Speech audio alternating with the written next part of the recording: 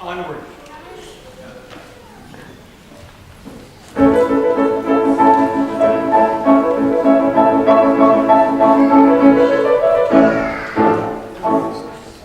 Come now, a roundel and a fairy song. Then for the third part of a minute, hence. Some to kill cankers in the musk rose buds, some war with rear mice for their leathern wing, to make my small elves coats.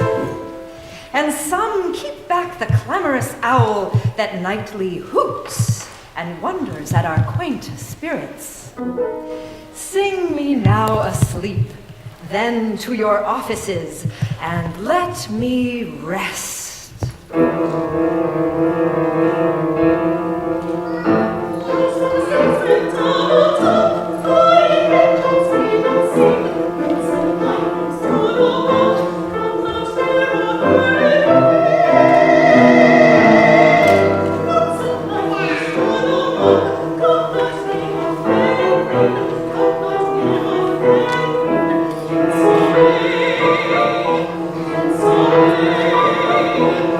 Say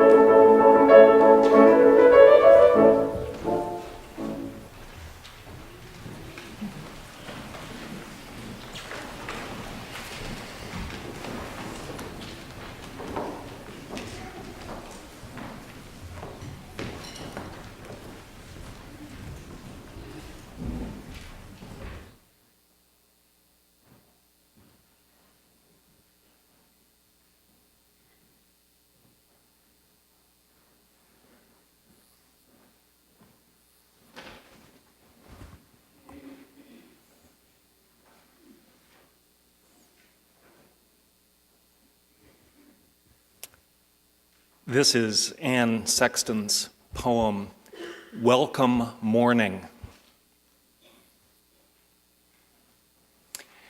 There is joy in all, in the hair I brush each morning.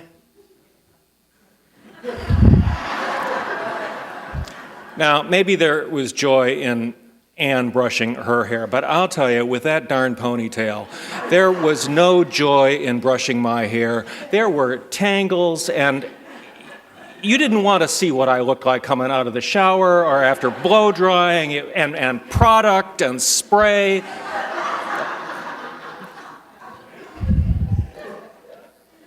There is joy in all, in the hair she brushed each morning, in the Canon towel, newly washed, that I rub my body with each morning, in the chapel of eggs I cook each morning, in the outcry from the kettle that heats my coffee each morning, in the spoon and the chair that cry, "Hello there, Anne," each morning, in the Godhead of the table that I set my silver plate cup upon each morning. All this is God, right here in my pea green house each morning. And I mean, though often forget, to give thanks, to faint down by the kitchen table in a prayer of rejoicing as the holy birds at the kitchen window peck into their marriage of seeds. So while I think of it, let me paint a thank you on my palm for this God, this laughter of the morning, lest it go unspoken. The joy that isn't shared, I've heard, dies young.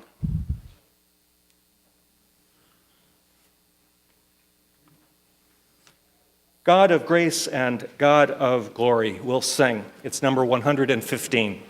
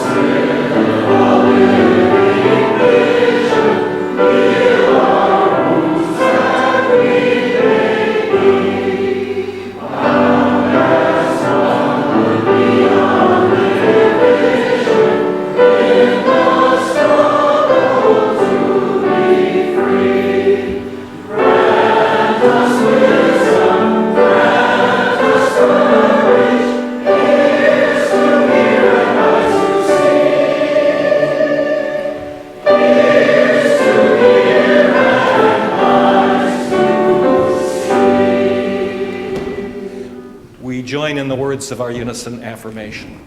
Love is the spirit of this church, and service is its law. This is our great covenant, to dwell together in peace, to seek the truth in love, and to help one another. So be it.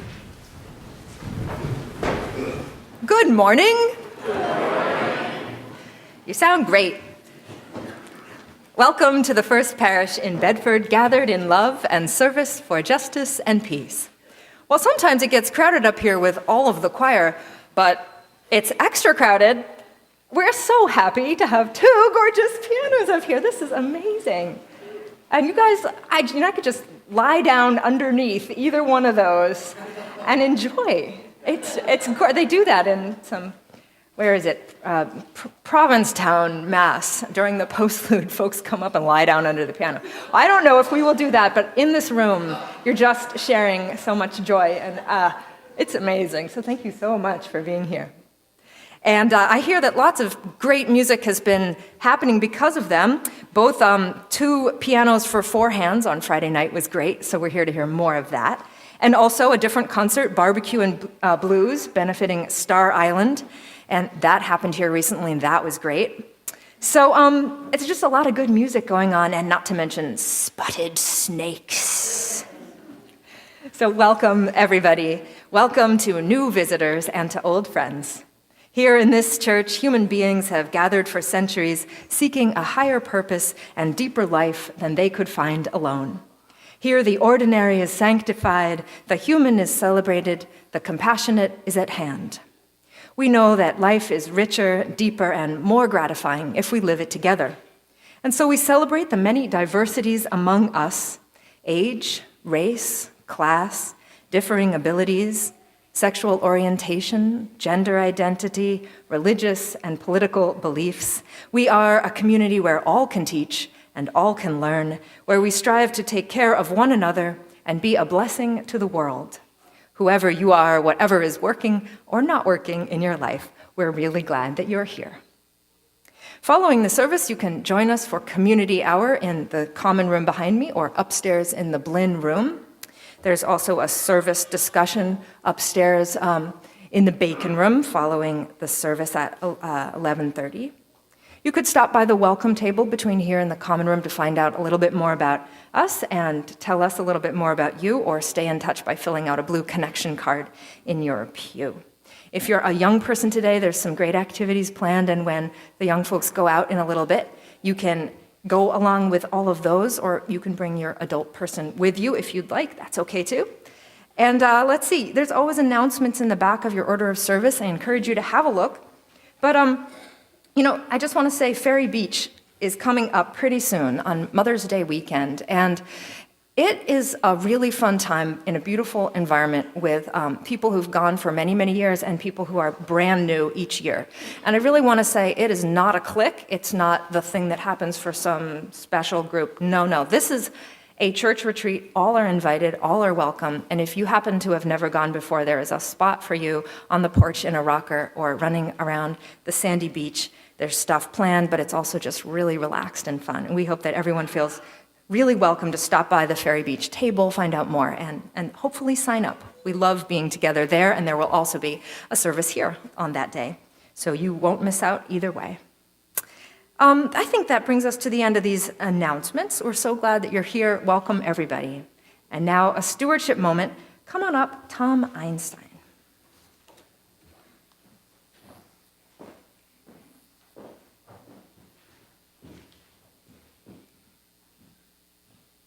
Morning. Nice to see you all. This is, I've been around here about 18 years, but I'm by far one of the older parishioners.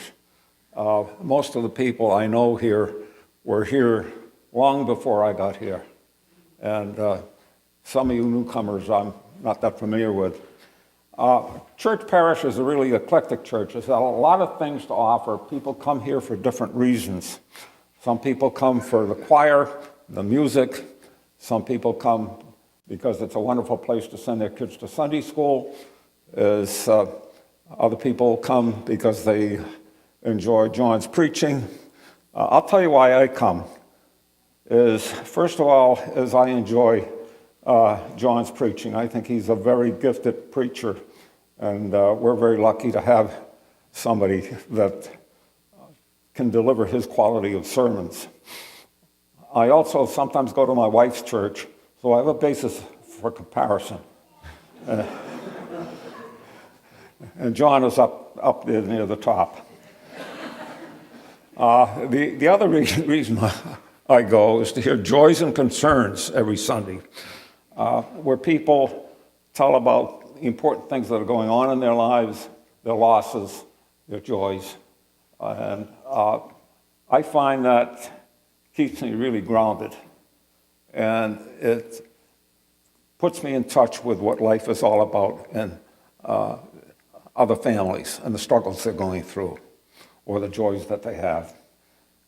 The third reason I come here is because of the community. This is a great community of people. And I count many of you as among my friends. Having said that, I also have to say that I don't agree with everything that goes on around here. I'm probably more conservative than many people in this congregation are. But despite that,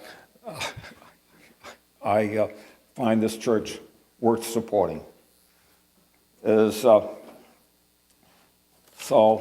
having said that, why I'm here and why I'm willing to do this, I spent about 20 minutes with Joan Petros, our office manager, the other day, going through the budget and trying to understand what's going on. They're asking for, let me summarize it this way. First of all, compared to other churches that I'm familiar with, this church is in really excellent financial condition. There must be 100 people here this morning, if not more. I go to my wife's church, and they're lucky to have 25. So we're really in good shape.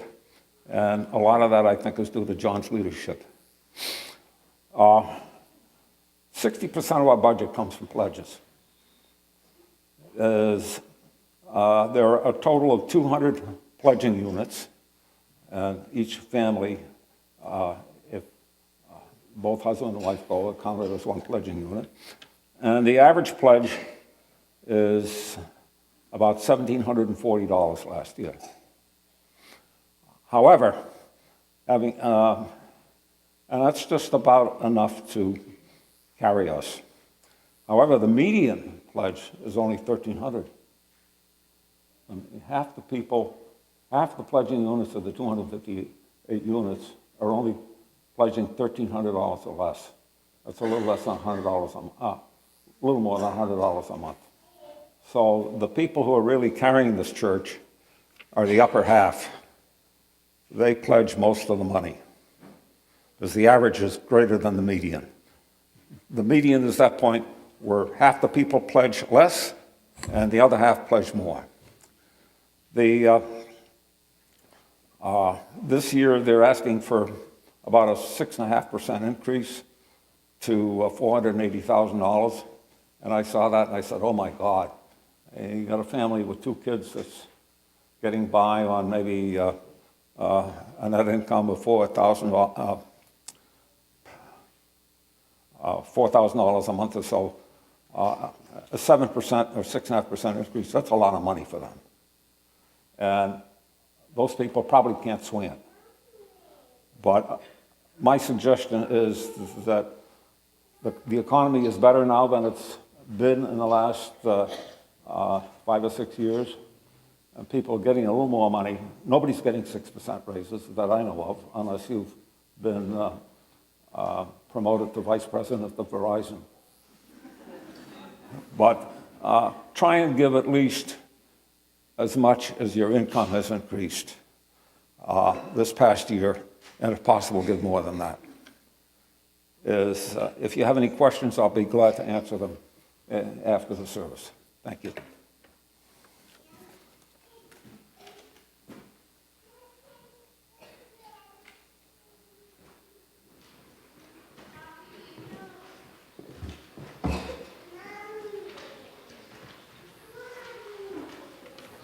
Thank you, Tom. That was lovely. Good morning. I'm here on behalf of your Stewardship Committee. Jeff Spear, Lee Voder, Margaret Jackson, and I have been working hard on your behalf, along with Rich and Nancy Doherty, who have been helping us. This is the last Sunday of our Stewardship Pledge campaign, and it ends tomorrow. That month went quickly, didn't it? Come enjoy some pledge card cake in the common room during community hour to celebrate the end. And thank you to Lee for making that happen. As Tom mentioned, our goal this year is $480,000, and we haven't yet hit our target. But there's still hope, since there are many of you who have yet to pledge. We have asked ourselves as a congregation to dig deep to soar high. We have dug deep into our hearts to think about what this church community means to us and about what we can contribute financially. And over the course of this past year, we have all seen the depth and spirit of this church as we have dug into issues such as the Black Lives Matter movement and climate justice. We are certainly soaring as a congregation. Many folks have been so very generous and have been quick to turn in their pledge cards, whether online or by email or by hand, and we're very grateful to you all. However, we are only about 70% of the way to our goal and still have $143,000 to raise. The good news is that those who have not yet pledged can help us out. Please don't ignore our reminder phone calls. We know that often busy lives and, everything that you do get in the way of good intentions, but we really need to hear from you now, or our budget in the coming year will suffer. We really don't want the church to plan for fewer sermons or less heat in the winter or fewer RE programs or less music or less social justice programs. So please help us out. Our pledges range from a couple who are able to give more than $8,000 to many who are able to give less, to those who are really not able to give anything. For those who haven't yet pledged, please remember that this church survives and thrives on our collective efforts, both big and small. Although you might not think that your little old pledge makes that much of a difference, I assure you that it does. Whether you can give a lot of money or very little money, we need to know what to expect in the coming year to responsibly plan our budget. So if you haven't yet pledged, please fill out a pledge card today. There are extras at the stewardship table at community hour. And again, we thank everyone for responding so generously, and I'm proud to be part of this church community.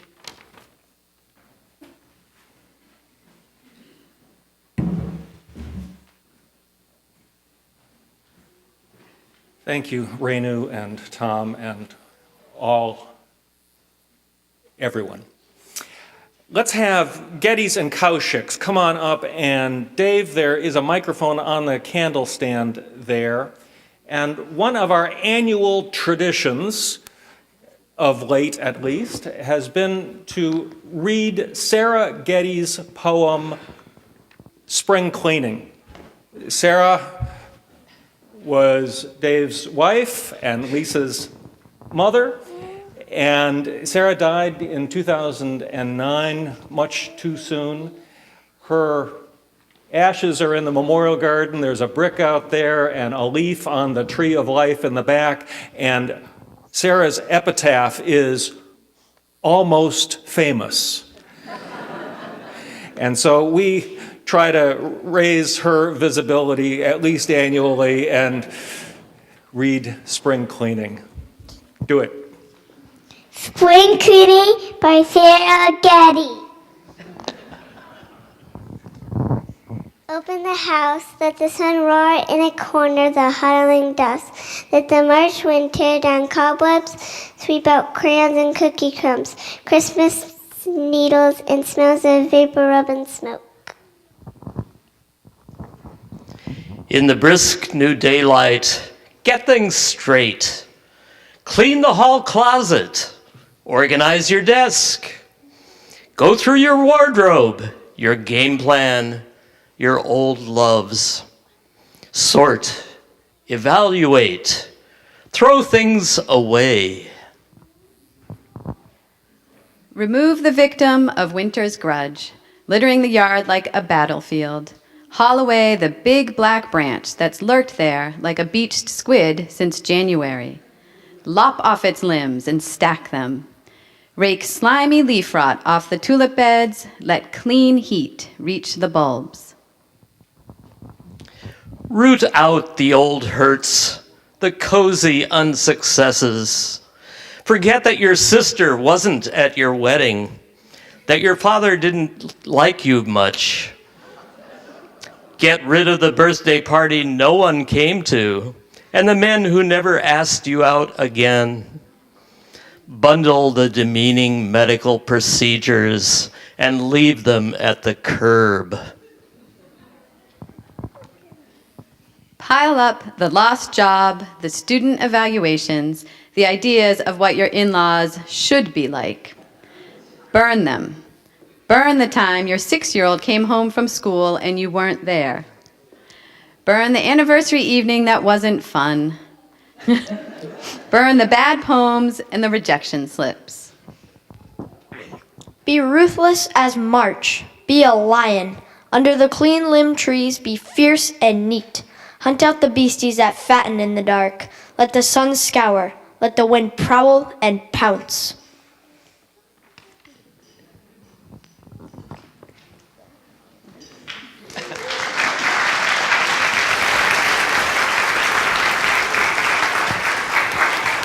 Yay, Sarah. Kids and teachers will go on to their classes and we'll sing. We sing of golden mornings. Number 44.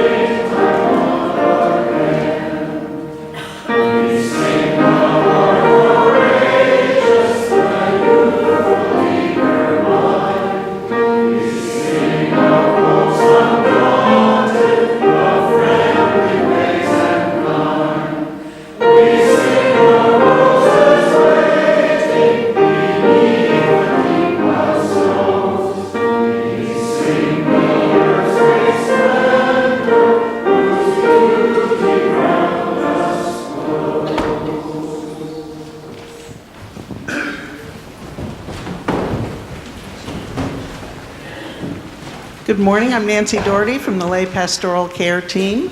I'd like to invite anyone to come up and light a candle of joy or concern to share with the congregation.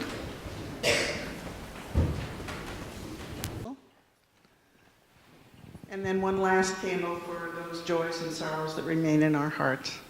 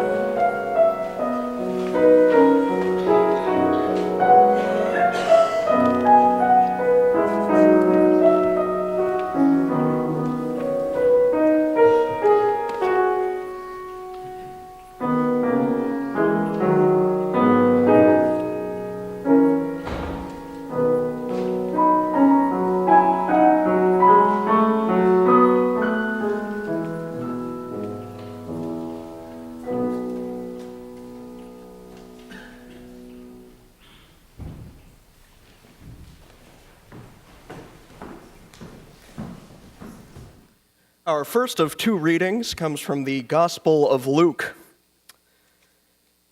And one of the company said unto Jesus, Master, speak to my brother that he share his inheritance with me. And Jesus said unto him, Man, who made me a judge or a divider over you? He said unto them, Take heed, and beware of covetousness. For a man's life consisteth not in the abundance of the things that he possesses. He gave then a parable, saying, The ground of a certain rich man brought forth plentifully. And the rich man thought within himself, What shall I do? Because I have no more room in which to bestow my fruits. And he said, This I will do. I will pull down my barns and build greater ones, and there will I bestow all my fruits and my goods. And I will say to my soul, Soul, you have much goods laid up for many years, so take thine ease, eat, drink, and be merry. But God said unto him, You fool, this night your soul shall be required of you. Then whose shall those things be which you have gathered? Thus it is with the one that layeth up treasure for himself, yet is not rich in spirit. Our second reading comes from the Gospel of George Carlin. I don't know how you are, but I need a place to put my stuff. So that's what I've been doing backstage, just trying to find a place for my stuff. You know how important that is. That's the whole meaning of life, isn't it? Trying to find a place for your stuff. That's all your house is. Your house is just a place for your stuff. If you didn't have so much stuff, you wouldn't need a house. You could just walk around all the time. That's all your house is. It's just a pile of stuff with a cover on it. You see that when you take off in an airplane and you look down and you see that everybody's got a little pile of stuff. Everybody's got their own pile of stuff. And when you leave your stuff, you got to lock it up because you wouldn't want somebody to come by and take some of your stuff because they only ever take the good stuff. They don't bother with your fourth grade arithmetic papers or your old National Geographics or your commemorative plates. They're looking for the good stuff. That's all your house is. It's a place to keep your stuff while you go out and get more stuff. Stuff you don't want, stuff you don't need, stuff that's poorly made, even stuff you can't afford. Got to keep on getting more stuff, because otherwise someone else might wind up with more stuff, and can't let that happen. Got to have the most stuff. So you keep getting more and more stuff and putting it in different places, in the closets, in the attic, in the basement, in the garage. Now you've got a house full of stuff. And even though you might like your house, you got to move. Got to get a bigger house. Why? Too much stuff. And that means you got to move all your stuff, or maybe put some of your stuff in storage. Storage. That's a whole industry based on keeping an eye on your stuff. Now, sometimes you go on vacation, you got to bring some stuff with you. You can't bring all your stuff, just the stuff you really like. So in effect, you have a second version of your stuff. So let's say you're going to go to Honolulu, you're going to go all the way to Honolulu, you got to take 2 big bags of stuff, plus your carry-on stuff, plus the stuff in your pockets. And you get all the way to Honolulu, and you get to your hotel room, and you start to put away your stuff. That's the first thing you do in a hotel room is you put away your stuff. I'll put some stuff in here, put some stuff down there, here's another place for some stuff here. When all of a sudden, oh no, we've got more places than we've got stuff. We're going to have to go out and buy more stuff. That's when your friend from Maui calls and says, hey, why don't you come over to Maui for the weekend, spend a couple of nights over here? Oh no, now what do you bring? Can't bring all this stuff, you got to bring an even smaller version of your stuff, and that's the third version of your stuff. So by the time you get home from vacation, you're done with your stuff and all the problems it creates. So about a week later, you clean out the closet, the attic, the basement, the garage, the storage locker, and all the places you keep your stuff, and you finally get this stuff down to manageable proportions. Just the right amount of stuff. And then the phone rings, and it's a lawyer. He says that a relative just passed on and that she left you all of her stuff.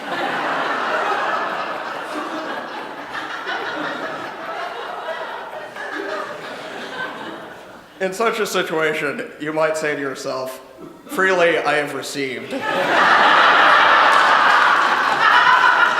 freely I will give. The church offering will now be gratefully accepted.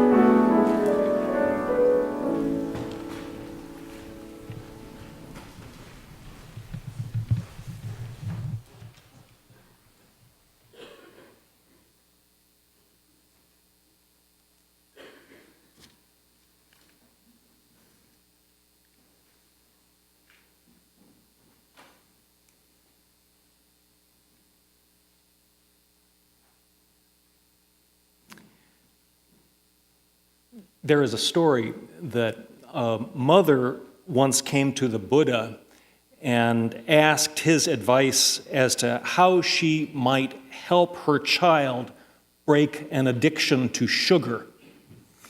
The Buddha said, "Come back to me in 2 weeks." The mother did so, and apparently the Buddha gave her good advice, but then she asked, "Why couldn't you have told me this 2 weeks ago?" The Buddha replied, "Well, 2 weeks ago, I was addicted to sugar, and I had to break my own addiction before I could help you." If the point of this sermon is to encourage you to do some spring cleaning and to break your addiction to stuff, you may rightly call me a hypocrite. Many of you have seen my office, though a colleague once looked at my vast assortment of books and trinkets and fascinating gewgaws and said, "This is not an office, this is a curiosity shop." Last fall, I tried to recruit some of you into being a kind of altar guild who would come and dust my office, and none of you would fall for my entreaties, except for one person who kindly brought me several newfangled dusters, so that now I have 12 lords a-leaping, 11 ladies dancing, and several newfangled dusters. And so, emulating the Buddha, I have arrayed before you some stuff in case you'd like to go home with a concealed weapons yard sign, or some books, or a few Transylvanian shot glasses, or wood carvings, or a frieze from a Hindu temple, or a yacker tracker that will keep track of the amount of noise in a room, or perhaps you'd like a genuine Paolo Soleri bell, complete with its $53 price tag. I apologize if some of you may have given me some of these things. This is called the art of re-gifting. Perhaps you need some whoopee cushions. And there's also an urn down there for your ashes.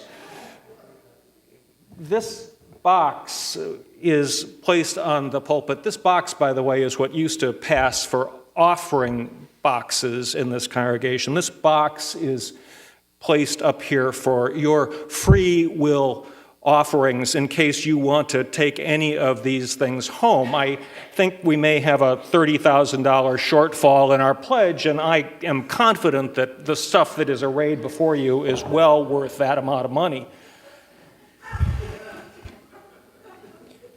There is, by the way, plenty more stuff where this came from, so consider this yet another not holier than thou sermon where, in fact, I am largely preaching to myself.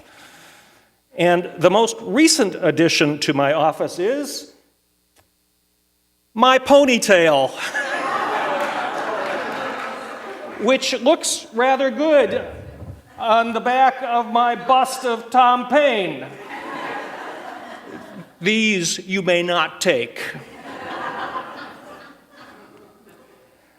Sarah's poem, Spring Cleaning, is an annual reading, but I also take note that several parishioners and my wife have recently read the latest book by the phenomenally popular tidying expert Marie Kondo, titled Spark Joy, an illustrated masterclass on the art of organizing and tidying up.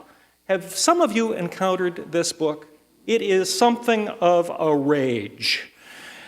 I have simplified my life by not purchasing or even reading this book, though I have read its reviews, and it is not coincidental that my wife is out of town today while I preach this sermon.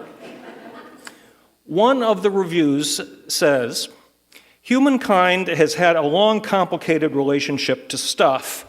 Even as recently as the 70s, people just didn't own that much. But with the rise of the mega mall in the 80s, shopping became a legitimate leisure activity for the middle class, and people started to accumulate lots of junk. By the 90s, thanks to low overseas manufacturing costs, the struggle to avoid getting crushed under your mountains of cheap crap was real.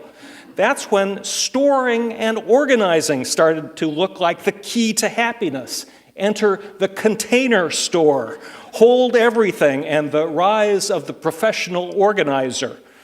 The early uh-ohs ushered in the decluttering movement. You couldn't just store your stuff, you had to whisk everything out of sight. Closets were all the rage. The rich hired closet designers and bought houses based on how many closets they had. The non-rich stuffed their gigantic CD towers into their closets with the rest of their unsightly possessions. By the late uh-ohs, though, hoarding shows made owning too much stuff look less like an inconvenience and more like an outright pathology. But the rise of the cloud in the 2010s was the final nail in the coffin of too much stuff. Suddenly, books and CDs and photo albums alike became the purview of clutter lovers. Clearly, one's best life can only be lived against a backdrop as pristine and empty as an art gallery. From Pinterest to Instagram to the pages of Real Simple and Dwell, the same message rings loud and clear. Owning too much stuff is tantamount to actively choosing unhappiness.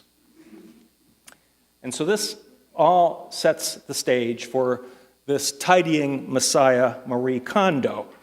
Her basic message is Get rid of most of your stuff right now, and your whole life will improve more than you can possibly imagine. Kondo, I am told, goes into great detail about the spiritual discipline of folding stuff and the finer points of storing joyfully. In Freaky Kondo speak, she discusses the proper ways of organizing everything from makeup to memory cards to memories of past lovers. The heart and soul of Kondoizing is her roadmap to categorizing and storing everything under the sun. Kondo's central underlying message, her haunting subtext, and the primary reason for her massive popularity is that most of the stuff we own is not only pointless and deeply unnecessary and horribly burdensome in every single way, but it holds us back from growing into fully empowered, happy, satisfied people. Our extra stuff is not a sign of our prosperity, it is a sign of our impoverishment. Her ultimate tidying criteria is for you to behold your stuff, or preferably for you to literally hold your stuff in your hand and notice what you feel. Notice, is there in this thing, this stuff, some spark of joy? Does your stuff spark joy? If it sparks joy, well, keep it, honor it, and cherish it. But you can be pretty sure that you will not feel that spark of joy in most of your stuff. That stuff you should purge. Your very soul depends on exorcising that stuff. By the way, Marie Kondo steadfastly insists that things have feelings. Your bunched up stockings are insulted by their unjust treatment at your hands. Your coat appreciates a little thanks for keeping you warm every day. She suggests treating your bras like royalty and recommends covering stuffed animals' eyes so they don't flash accusatory looks when you put them in that bin you will take to Goodwill. The basic rule for papers, she says, discard everything.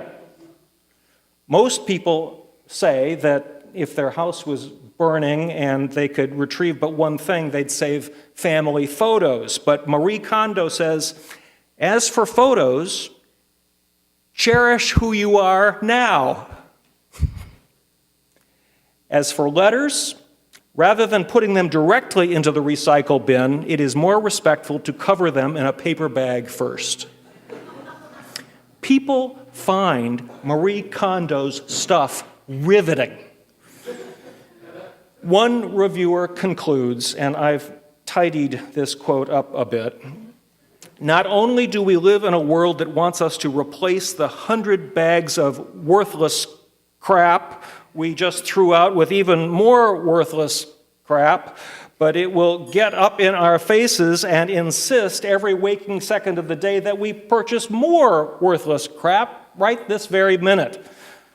The poetic minimalist subtext that turned Marie Kondo into something akin to a globally recognized religious figure, the Dalai Lama of soothing, hygienic empowerment, is that we don't need more. More, in fact, is a sickness. Kondo's message is and always has been that we should work with what we have now instead. Next year, Brad, I think we could get 3 grand pianos up here. I mean, there's room, maybe 4. Well, I've pretty much given you the best stuff of this sermon, and there's just plain too much stuff going on in this service. But let me pile it on with a few cautionary parables. There was an essay written by the 18th century French philosopher Denis Diderot, and it was titled "Regrets on Parting with My Old Dressing Gown." A friend of his had given him a beautiful scarlet dressing gown. He was delighted with it, and he quickly got rid of his old one, but as he sat in his familiar study wearing his new dressing gown, he noticed that his desk looked a bit shabby. The tapestry, threadbare. Even the bookshelves no longer looked quite right. So one by one, Diderot replaced the well-worn furnishings in his study until one day he found himself sitting uncomfortably at his new desk, surrounded by nothing but other new and unfamiliar things, and regretting what he called the influence of this imperious scarlet robe that forced everything else to conform to its own elegant tone. Economists now call this the Diderot effect. New goblets to go with the new china, new blouse to go with a new skirt, new furniture to go with a new house. Please understand that this is not a sermon to make us feel bad about the things we have. Stuff is not evil. Some stuff is quite useful. Some stuff is beautiful. Some stuff is just plain fun. Whoopee cushions, for example. A lot of stuff, however, is just in our way. Too much stuff can keep us from seeing the stuff that really matters. There's actually a book over there. Among the stuff on that pillar, there's a book titled What Really Matters. I hope you learn something from it. So, of course, let's declutter and get rid of the junk and the stuff we don't really like or need. But then, sometimes the stuff that's in our way, really in our way, can be the nicest stuff we have. The next parable. The Buddha grew up as a wealthy prince. He grew up surrounded by very nice stuff. He had an overprotective father who wouldn't let him go beyond the gates of the compound. But as he grew older, the Buddha must have sensed that all this nice stuff was in his way, and he got curious, and one day he left the compound and walked into the city, and he was shocked by what he saw. Thousands of people in the streets, many of them homeless, starving, sick, dying, people with no stuff at all. And this was the beginning of a long spiritual journey that turned him into the Buddha. Now, about that reading Josh read from Luke, this, by the way, is called biblical exegesis. And Josh and Megan and all the rest of you, I'm doing this now just to prove that I can do this biblical exegesis stuff. So this is a story about what happens when stuff gets in our way. It goes back, as you heard, to a dispute between two brothers over their inheritance, and Jesus refuses to get in the middle of it.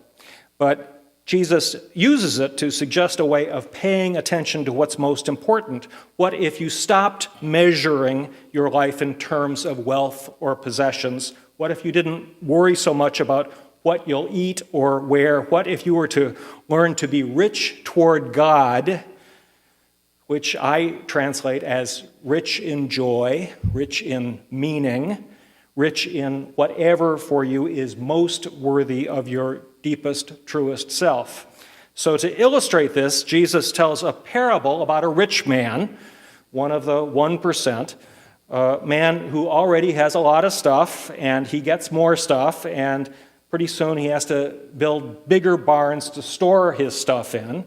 And he has so much that he tells himself to eat, drink, and be merry.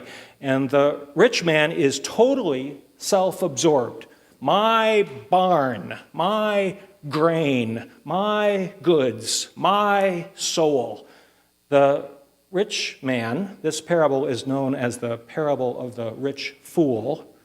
The rich fool has no sense of gratitude, no thought of sharing with the 99%. He's got it made with plenty of good things laid up for many years.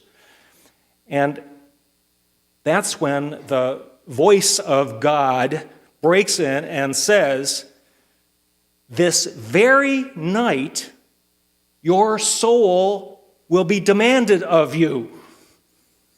He has all this stuff laid up to last him many years, but this is the night. His time has come. So, who or what is demanding this man's life? When God says, "This very night your life will be demanded from you," in the King James, it's "this night thy soul shall be required of you." It's not clear who or what demands or requires this man's life. But there is a clue. The Greek verb to demand or require is apetosin. Apetosin. Josh, I had to do some real studying to come up with this stuff. Not only that, but the declension of this verb is the third person plural. So, the literal translation is, "They will demand your life from you this very night." They are the man's possessions. They require his soul. His stuff has consumed him. His stuff will kill him.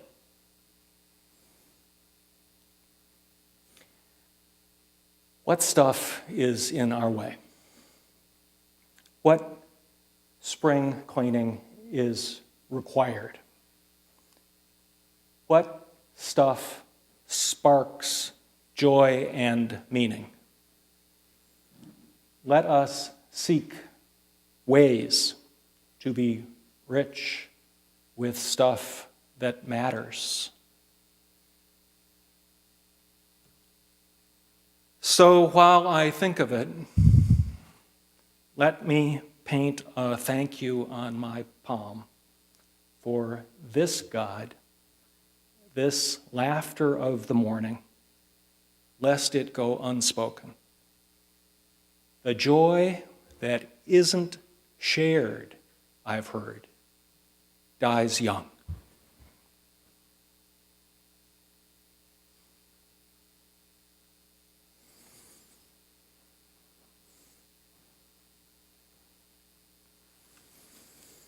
Joy. Joyful, joyful, we adore thee. Number 29.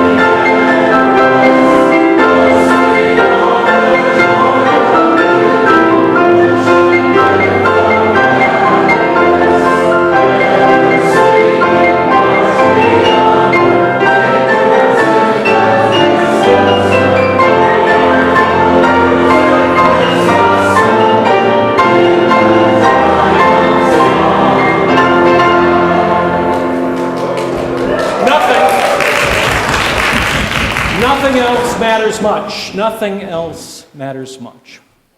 Not wealth or education or health or stuff.